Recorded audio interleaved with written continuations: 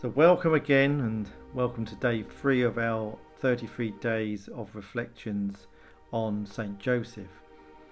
And what I want to do is start again with some questions, and following on from yesterday's questions, or at least one of them was, what type of man would God entrust Jesus to? And that was actually very fruitful in terms of thinking about that and reflection upon that, and that led me to further questions, which I'm going to start off with today. So if you want to pause the video at any point, please do so while you think about them.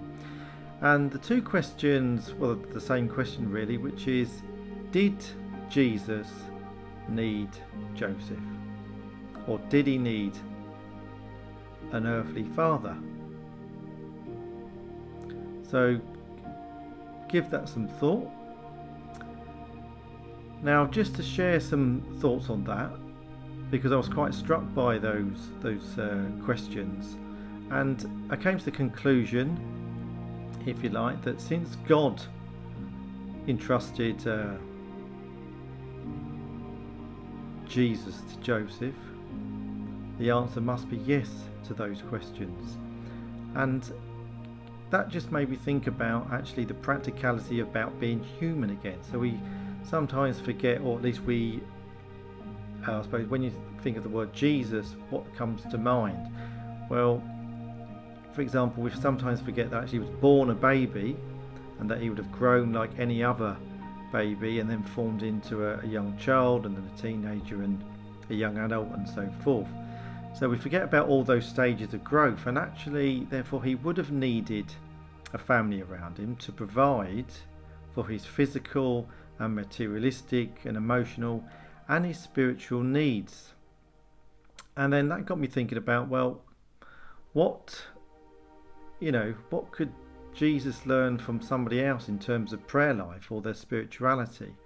And again, having to go back to the fact that, well, actually Jesus would have been formed from being a baby to a young child, and then to a teenager, and so forth, actually by those around him. And therefore, what better witness than St. Joseph in terms of someone who obviously had a very deep and profound prayer life, and was able to discern God's will.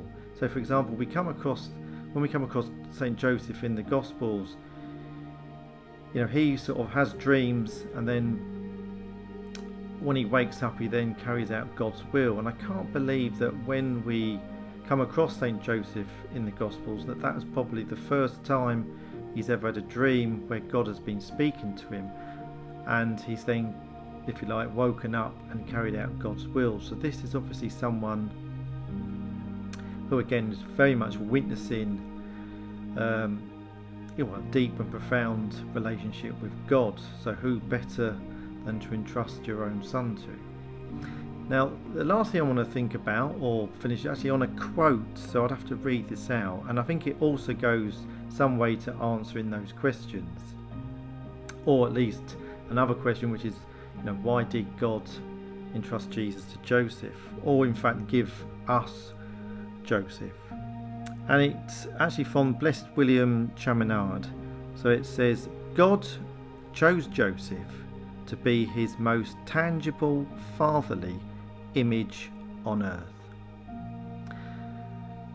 So what that means for me, and again, if you want to pause the video to give it some thought, is actually Joseph really was the image and likeness of God, and Jesus would have been learning from him and being formed by him. So who better than to grow up with and to have as an earthly father? So I'll leave you with those thoughts. God bless, and I'll see you again tomorrow.